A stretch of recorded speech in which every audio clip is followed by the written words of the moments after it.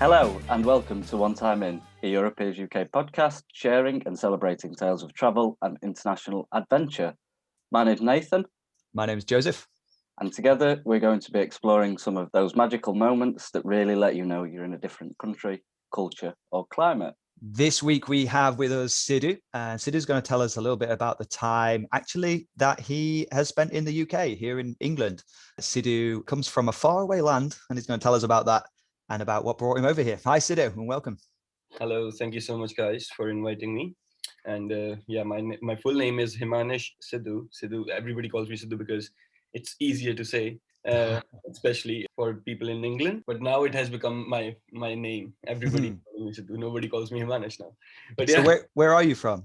So I'm from India, and I came to the UK in 2019, January, for my master's. That was the plan. And then, I did my master's in hospitality, international hospitality and tourism. And I ended up working in a restaurant as a chef. And now that's my full-time job.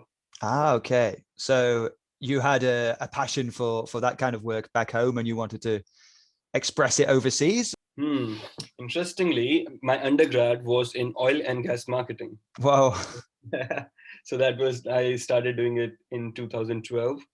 And I passed. I completed it in 2015. So basically, my father works in an oil and gas company, and then I have no idea. I had no idea what I want to do with my future, with my career. No idea. But then I asked my father that, okay, what should I do? And he's like, okay, you can just do this oil and gas marketing, and I can get you a job in my company. I was like, okay, sounds like a plan. And then. But because of my undergrad, that was the first time I moved out of my hometown and went to another city in India called Dehradun for my uni. And that's where I got to see so many people. And I'm from a very small town in India. It's called Jalandhar. So very limited amount of people. Everybody knows everybody. So when I moved out for the first time and met people from different parts of India, and like you guys know, India is huge, and you have so many like multicultural people, and every 200 kilometers, the language changes, the script of the fonts, everything changes, in terms of language. And the culture is different, the mindsets are different, everything is different. So I saw that for the first time, and that was my first experience of diversity, and that's where my mind started opening up. Obviously, there were a lot of situations where it was difficult for me to handle those differences, because my mind was closed and had certain set beliefs. But when somebody was contradicting it or questioning them, it was difficult for me. But then that's where you have to understand that, okay, you need to grow, you need to be more open to people. But then, 3 years I stayed there. Very, very good time, made really good friends. But then when I started working for the company in oil and gas marketing, after that, it was very difficult. That's not me. That's not me. I cannot do it. Good money, really good money. But then I applied for my master's for Canada. My visa got refused, which was a bit struggling. Like it was. Sure, I'm sure that was a bitter pill to swallow, It took me a lot of time because I applied for study loan, and then it took me a lot of time to almost 1 year to prepare for it, But then after that, because my father suggested me to go to Canada for my master's. I just chose some random course to study because that was not my point. I was like, okay, I'll just go there, start working there, good money, better than India, I'll get a good job. Yep. But then when that got refused, then I stopped myself. I was like, you know what? I asked my father, and there's a lot of peer pressure and a lot of pressure from your parents in India, culturally, where you have to listen to them and do what they want you to do. So I requested them that I need 2 years to figure out what I really want to do, and that's when I started traveling within India.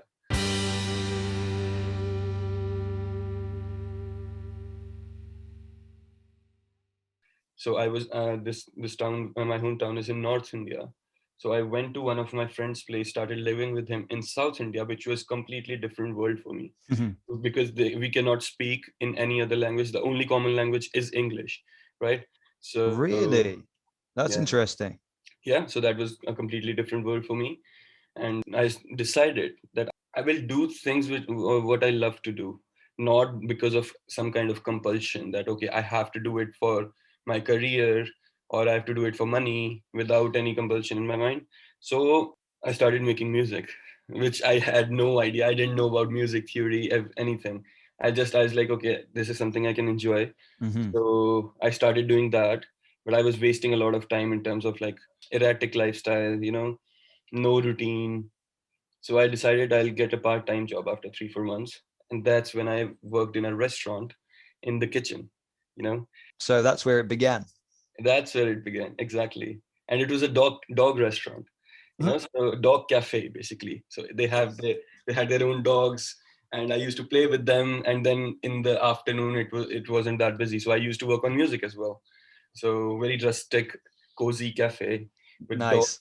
dogs around you. They used to. Can we just backtrack 1 second and just explain what you mean by a dog cafe? Because that just sounds crazy. Yeah. So it was a cafe for dogs and humans as well. Yeah. We used to make fresh food for dogs, for the dog customers, and then we had in-house dogs as well, some 6 7 dogs which were adopted. They were stray dogs, Ah, abandoned dogs. So I used to kind of raise them for 1 year. I raised 7 dogs. I know as well, nowadays you can see a lot of cat cafes, which are just normal like coffee shops, cafes, and there's cats jumping about and you can stroke them and things. So I think maybe a dog cafe, that could be a good venture to try going forward. The gap in the market there. in some ways, I'm amazed that it doesn't That's, already exist here. Like, yeah. That's the But plan, by the way, guys. That's the so, plan. okay. Yeah. when it opens, let me know. I'll be there. But to go back as well, Sidhu, you were saying about you'd made the conscious choice not to chase a career for money or just to better your career. You wanted to do something what you enjoyed. Do you think that idea or that belief in you would have happened if it wasn't for your time away at a bigger city at university? Or do you think just even to begin to start traveling and seeing, even though it was within your own country, to see different ideas, that's benefited you and sort of changed the course of your life? Hmm. So- Yes, I would say so. Let's say, because I was from small town, there was very less exposure. According to my parents and also me, in my high school, I just had set like very limited number of subjects to study, right? And then all we knew about careers is or the professions is lawyers, doctors, engineers, and management people. Yeah. So this is what I knew about Mm. before I moved to the different city.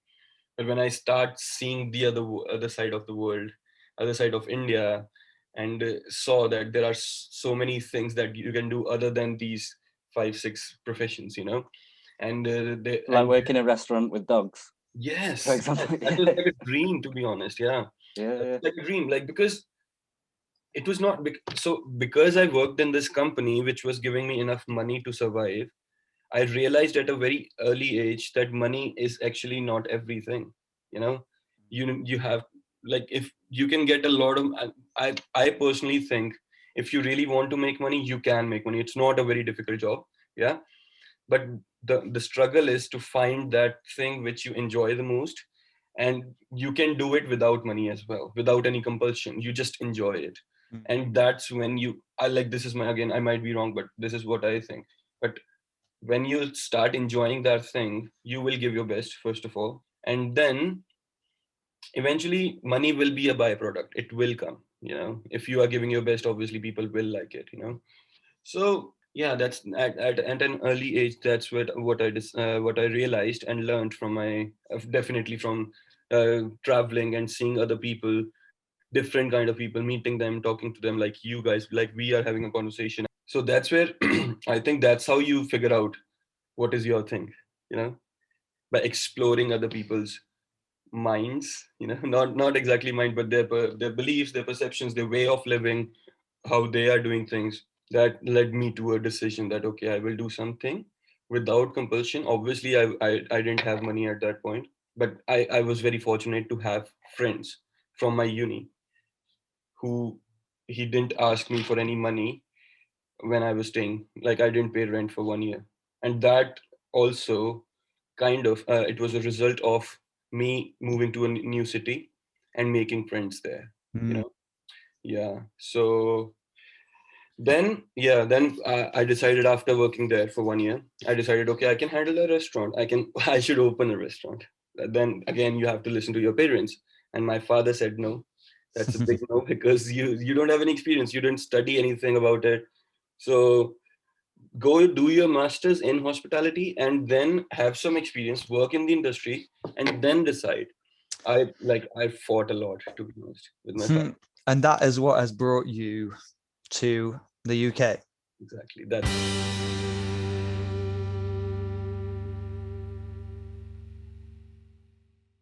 There's always a big backstory, really. People say that, the hardest thing is taking that first step out your door. And it's so true, because there is so much that needs to fall into place for you to be able to dedicate that time, to take that risk, to take that gamble, to go and throw yourself outside your comfort zone into the unknown, because that's where all of the opportunities are. That's where all of the life-changing experiences are. And but that's not to say that it's not a scary decision.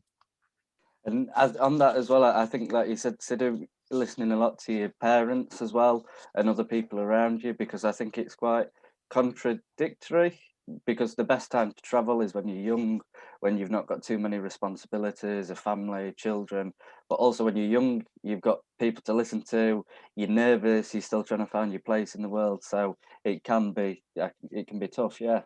So what happened from when you got off the plane in Manchester Airport, Doncaster, London. Yeah. London? Yeah. Very interesting story. Very openly, I've shared it with the friends as well. I was scared.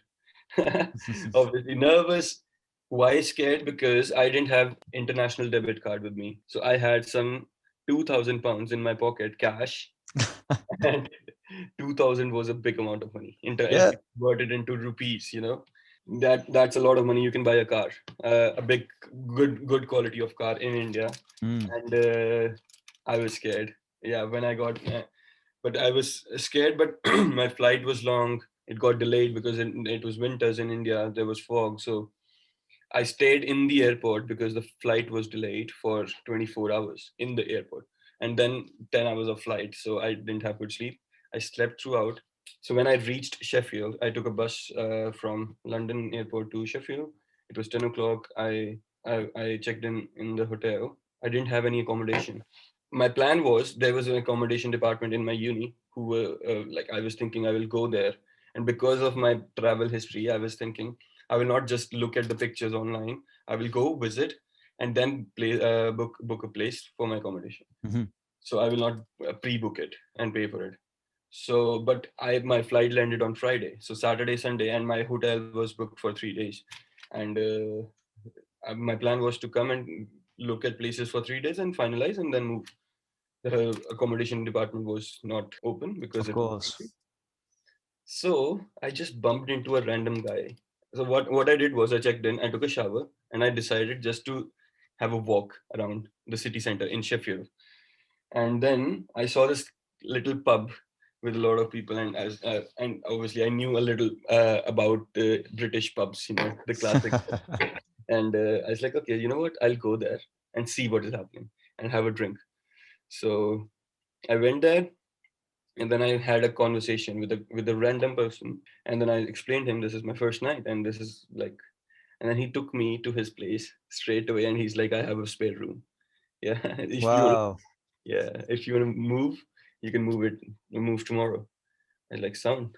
And he used to work in Co-op, this chain of yeah. So he used to work, and he used to get all the grocery at a reduced price. So all my grocery was free. Yeah.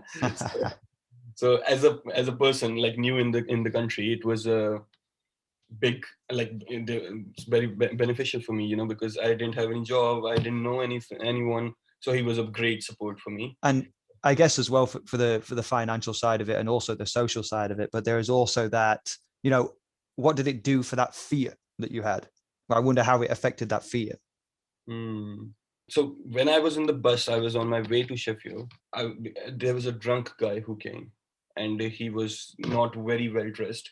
very like dirty clothes in terms of hygienically, and he just came and he started singing songs loudly, which was a little intimidating for me. Hmm. And also it Welcome was to just England. it was just me and him at the back of the bus, and it was already dark at 6 o'clock, winters. So maybe I'm just losing money today and I'm gonna get killed or something. And obviously, you have all these thoughts because you're at a different place and nobody, yeah. And he started talking to me, and the first struggle, the struggle that I have was the English accent, guys. I couldn't understand him, and he was drunk as well. Yeah, I could not understand him. And then I asked him with my shaking like voice. I was like, "Hey, well, like, tell me again, what are you saying?" And then we started having a conversation. But at that moment, when he was trying to have a conversation with me, I literally this happened. I closed my eyes. I was like, if you are in a different country and you are here to have an experience, and you have to be open to every kind of person, you cannot judge them based on what they do. And that drinking is not a good bad thing. Everybody drinks. Doesn't mean you go and steal people's money, or you kill them, or you don't do that. So it's like it's the same with this guy as well. So just have a conversation. We had a conversation for 2-3 hours. While he was getting off, he told me that I'm a very good person, and good luck for my new journey. Yeah. So Beautiful. that's where it all opened up. It's mental struggle as well. I think you need to fight your mind and make yourself realize that, see, because this fear and this all comes naturally, but all the positive thoughts takes a little bit fight, and effort, yeah. All the negative thoughts are very like effortless. They just flow in your mind easily. But yeah, that's where the fear kind of, I went away. And that made me have a conversation with this new guy, which ultimately gave me the like this beautiful accommodation, and with all these benefits. And yeah, I think this is all like, it's very important. If while you're traveling, in case somebody's listening right now and they are planning to travel and something is stopping them, it's just their mind, it's just their negative thoughts. Because I think traveling and living in a different country is the biggest best investment you can do on yourself, in terms of learning, finances, everything. Mm. And beautiful experience. Like it's been 2 years now. I became a DJ. I've become a chef. I'm earning 8 times the money I was earning in India. Yeah, but it's all, obviously there was a lot of like a big journey behind it. A lot of long stories. But cut short, yeah, it was worth it. Worth it. Yeah.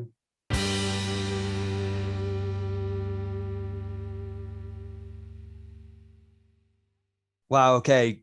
Sidhu, thanks so much. What a wonderful, heartwarming, inspiring, reassuring, and powerful yet very human tale of what it's like to settle in a new country. Thanks so much for sharing that with us and with our guests today. It's very cool. So at this point, Sidhu, we normally ask our guests a reoccurring question.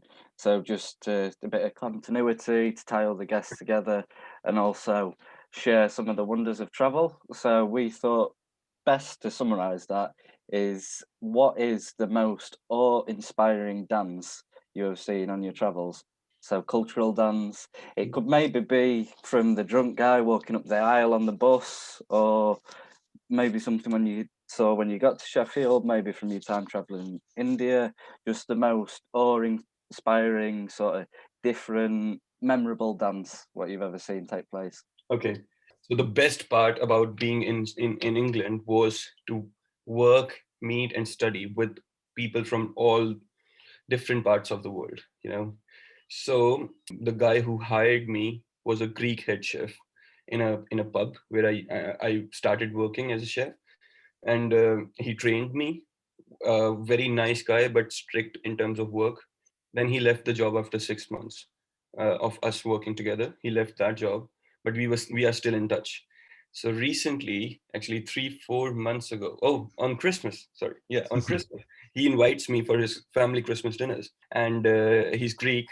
So the best dance was when they got drunk, the whole family, and he has 5 years old daughter. So they had a Greek dance, both of them, like him and his daughter. It was one of the cutest moments of me in England, watching him with his daughter and dancing on Greek songs. That was beautiful. Yeah. Wonderful. I think it's really nice. We've not had an answer quite like that before. And I think it really identifies how multicultural it is here in the UK. And to have an answer like that, yeah, it's really nice to hear. Also, as well, I said we've not had an answer like that. I think moving away from travel to dance, to be an advocate of dance, it also shows that it's not just partying, expressive emotions. It can also be like family and really nice and, like you said, cute. So, no, again, thank you for sharing this short story about the dance and for your time here today, sharing us your life story. I'm sure there's plenty more, and we'd look forward to speaking to you again to hear more about that. But in terms of this podcast, I think we'll wrap it up now. So thank you all for listening. And if you want to listen to more, then just search for Europeers UK. That is Euro, Peers UK. And we're on SoundCloud, Spotify, and YouTube. So thanks for listening, guys, and take care. Thank you so much, guys. Thank you.